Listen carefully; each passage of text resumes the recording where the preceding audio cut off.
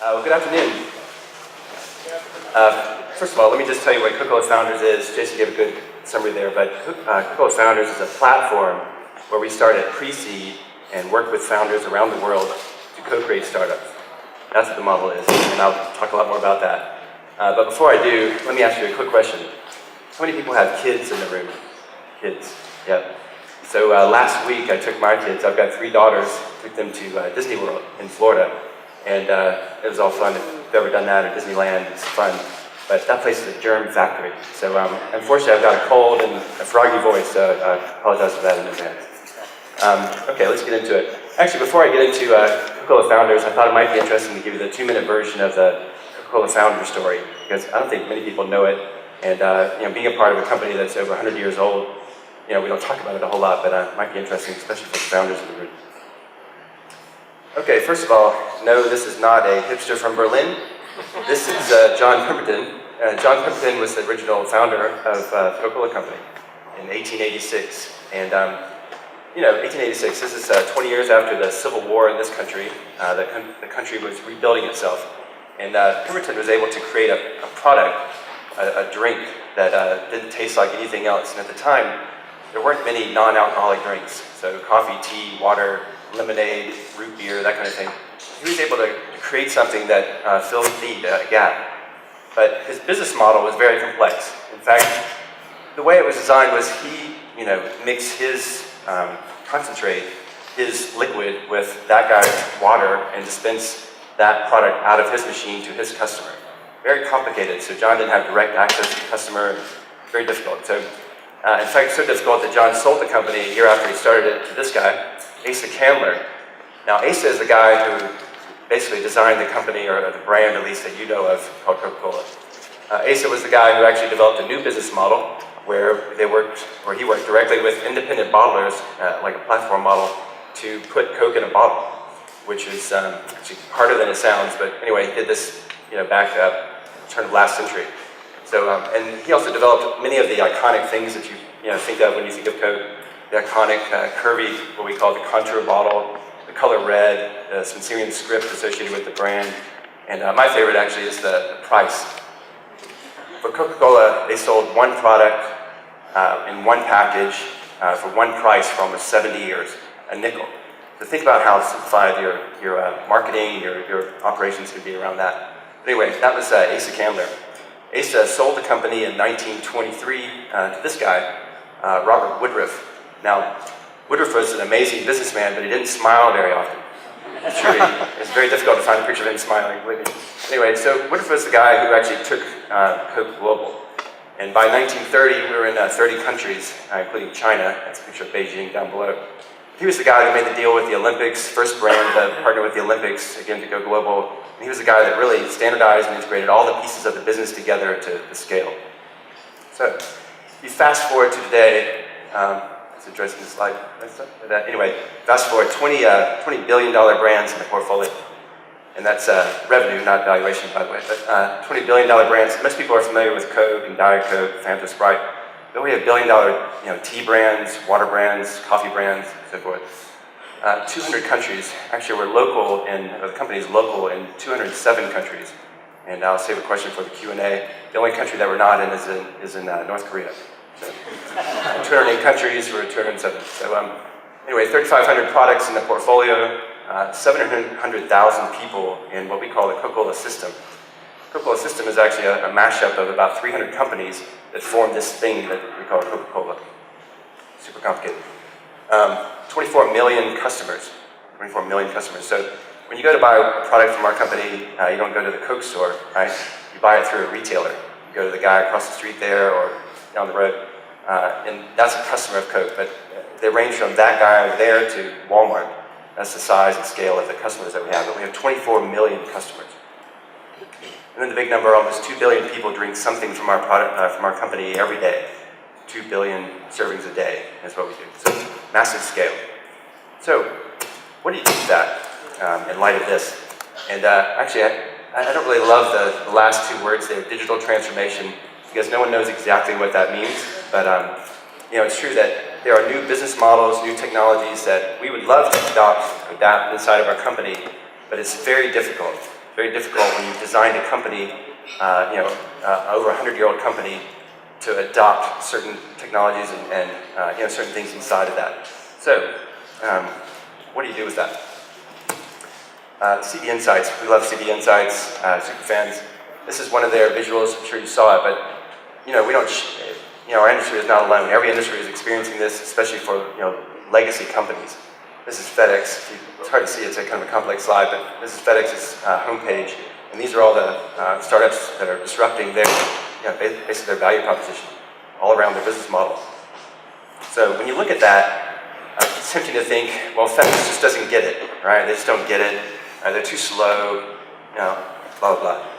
There's a lot of reasons for that, but I think it really comes down to two, especially in our case, in Coke's case. So I'll speak for Coke. The first one is this. It's a great quote. Actually, one of the speakers spoke earlier today and brought this up. Warren Buffett. In business, I look for economic castles protected by unbreachable moats. Moats, right? So, he looks, as an investor, he looks for companies that have moats built around their competitive advantage. Competitive advantages built around the company so that they can protect them and see them through times of change. So it kind of looks like this from a visual standpoint. There's the company, and then we have this brand equity that surrounds our company. We have legal processes and systems that protect that company, tax, HR, all these things that protect the company, again, that was built over 100 years ago. So structurally speaking, it's very difficult to get inside of that, across those moats and inside that castle if you're especially an early stage startup, right? But I think maybe the bigger challenge is cultural. And I love this slide because it really illustrates. So we talk about, especially in this kind of context, we talk about the startup ecosystem. We're all very familiar with how it works. You go to Sand Hill Road, there's a sort of language and a cadence, a rhythm. So if you're in the startup ecosystem, imagine that you're under the sea, right? You're in the ocean-based ecosystem. And there are fish and coral and water and all that stuff, and you're sort of used to that ecosystem. Well, what you may not recognize is that big companies like Coke or other big Fortune 100 companies have their own ecosystems. And as it turns out, they're very different. So we have our own ecosystems of suppliers, of customers, employees. Remember, we have 700,000 employees. We have over 1,000 factories. All these things that form our ecosystem. So, a couple years ago, we were asked by senior management to develop a platform so that we could work with, founders, early stage startups somehow. How can we do that? So, like us, most big companies are sort of looking at one of three models, or maybe all of the models. We looked at everything. But these are the models. So, should we acquire companies? Should we acquire, early stage or proven companies and bring them into our company to help us adopt? Now, as you know, I'll speak as a non-tech company. Maybe that's better. It's easier for a tech company, but for Coke, that's super difficult. So remember the slide. Let me go back. So we're in the desert. We're going to acquire some fish. What do we do with the fish in the desert? So that's why some of these don't work out, especially acqui-hires, because it's a completely different ecosystem that you're bringing them into. And then accelerator. Almost every big company has tried or has an accelerator going. And I'm not knocking accelerators, but accelerators are sort of like speed dating, and inside of a big company, it takes time to develop the relationships, prove out that the value is there on both sides, and most accelerators just don't give you the time it takes to do this inside. And again, on the cultural side, what do we know about, go back, what is someone in here, how are they going to advise a fish, right, or advise coral, or you can imagine they say, well, what is water? All these things that are sort of natural for this ecosystem just don't translate across, right? And then act like, this whole industry built around consulting firms going into big companies like Coke and helping them to be more entrepreneurial. And again, not knocking that, but from our experience, those are great, but the incentives are misaligned, right? So our employees are incented to work in this world, whatever the desert world, not work in the fish world. So it's just very difficult to make that happen. So we designed, again, a couple years ago, over 2 years ago, we just started designing a model.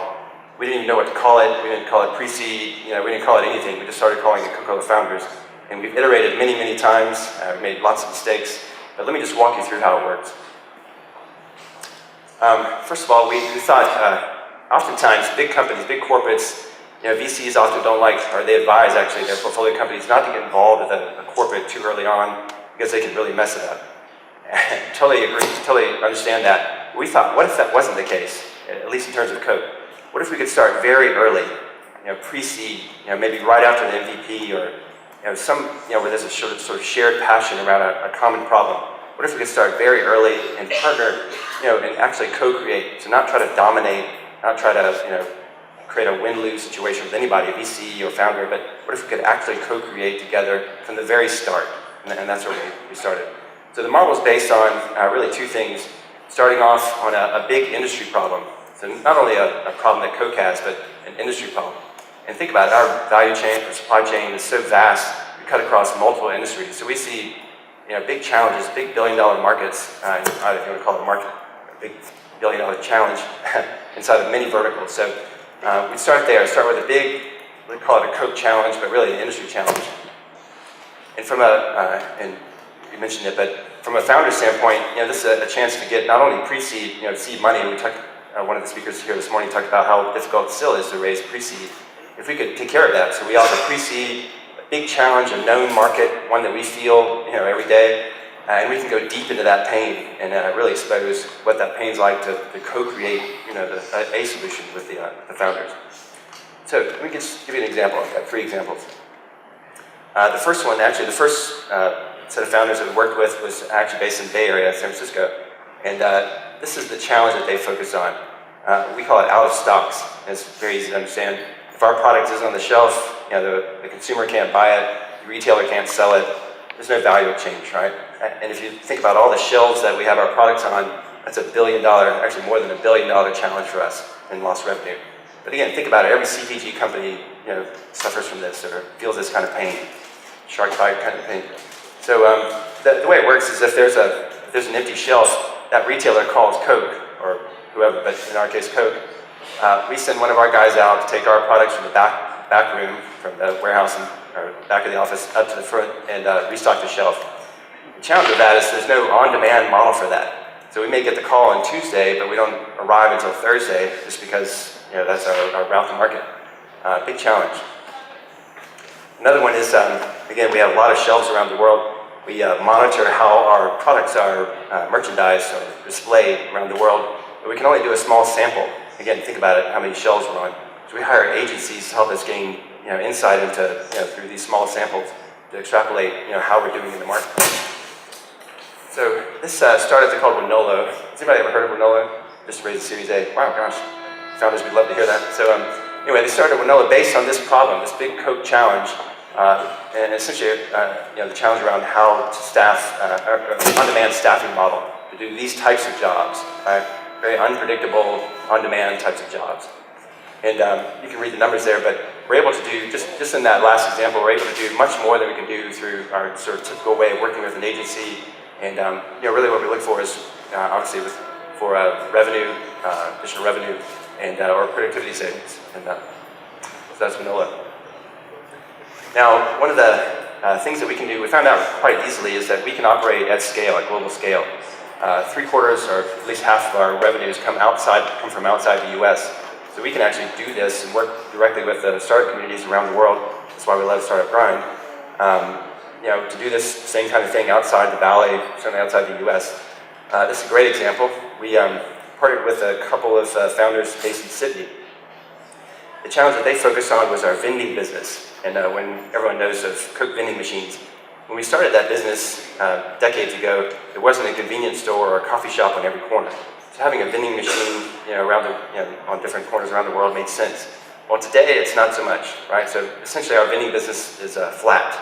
And so what these founders looked at was actually the data that we collect around that vending business. Now, Coke is a beverage company, right? We don't have data scientists on staff. I probably wouldn't even know what to do with the data scientists if we did. So anyway, so what they did is they actually brought on a couple of data scientists and developed a predictive analytics product to help our vending business. And again, keep in mind that this helps our problem, but there are many other companies that serve products through vending machines as well. So the way it works, though, is that our vending machines, once there's vending machine is out of product, one of our guys from the company comes out and puts the product in the machine, right? And the way they do it is they have what we call a planogram, right? Just a plan to show how to stock the machine.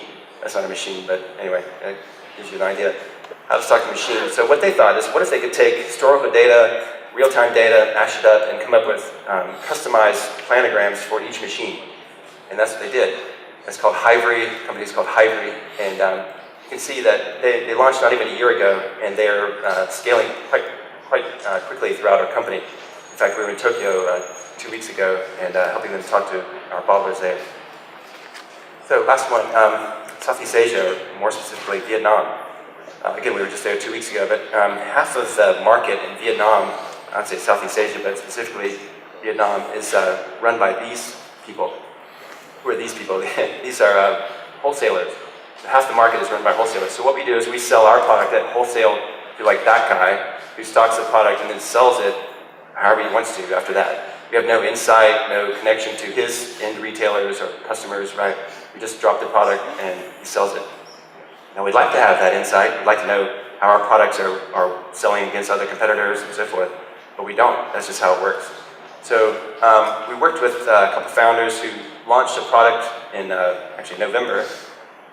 Sorry, let me go back. Part of the challenge with that is that in Southeast Asia, a lot of these wholesalers are still on sort of old school legacy systems. In other words, they use pencil and paper to track their inventory. Super inefficient, right? But 4G has just come on them. So the founders that we started working with wanted to help solve that problem or help them track their inventory in a more efficient way. So they developed a desktop version of software, I think Salesforce kind of thing, but a way to manage their inventory, help them manage their inventory digitally, let's say. They also developed an app for the wholesalers in customer, their outlets or their other wholesalers order products through the app in real time.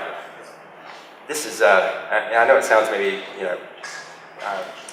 I don't know, mundane in this country, but this is light years ahead of most other people in that market.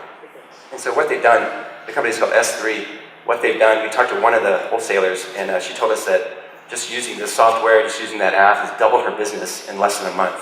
And anyway, so they're growing like crazy. This gives us, the company, insight in the data. We had never had any insight into or access to the data or insight into what happened to our products or customers beyond that wholesaler.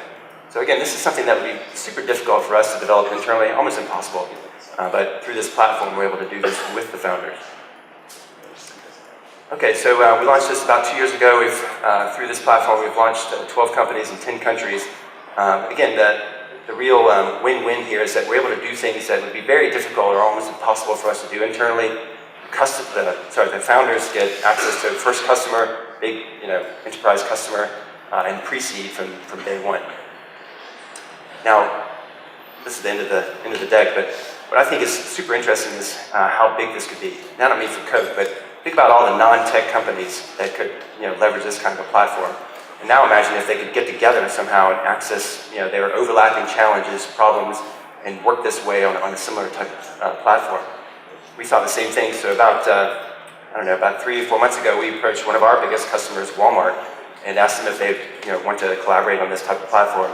And we're doing that with them now. So I don't know, when we think big, we think global, and we think about these big sort of non-tech companies coming together to leverage this type of platform. So with that, I'll move to Q&A if anybody has any questions. But thank you.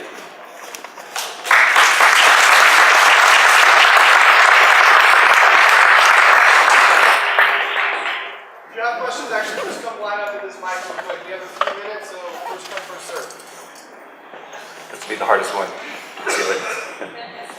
Hi, great presentation, thank you. So I'm wondering, I was thinking of the same opportunity of connecting a lot of organizations globally. How do you think that would work?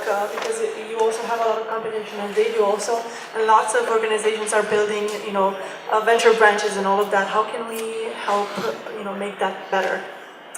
Yeah. So the question is, how does that work? How big companies can work together to do this? So you said your last remark that we could do it with a lot of other companies around the world, and they have overlapping needs, but most of them are also competing with each other. So how do you see that working in the future? Yeah, so it wouldn't work for bringing politics or competition in there. So it really is, it has to be a natural fit, and that's why that one example that I talked about. out of stocks. That's a big challenge for Walmart, big challenge for Coke, all the companies that they work with. So we try to find challenges like that, big ones, or marketplaces, new marketplaces that the two companies could work together to create, that kind of thing. You mentioned you iterated a lot. How did you actually prototype this? Live. And so actually I have to tell you a quick story. How much time do I have? Quick story. So I came to the company to lead design for the company. That's my background. And so I was asked to take this new innovation job by senior management at the company, and I had no idea how to do this. But for me personally, entrepreneur, so I was all over it. But I went in front of our operating committee, which is like the king and all his subjects, and put up a slide, and you know the phrase, but for them it's very new. It's just 3 words: learn by doing. And I just said, look, you'll probably fire me along the way here, but I have no idea how to do what you're asking me to do, but we're going to do this. We're going to learn by doing.